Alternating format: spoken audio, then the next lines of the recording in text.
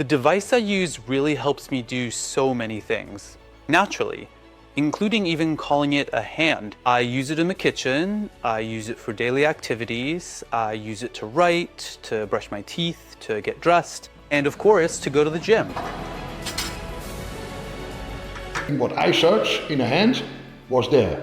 The multi-articular fingers, the wide, the opening, and the commands. It's open, it's closed, it's so simpleness, it's reliable.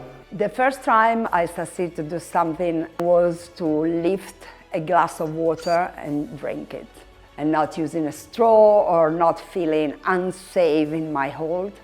And that was really gave me a lot of hope for using it in my daily life.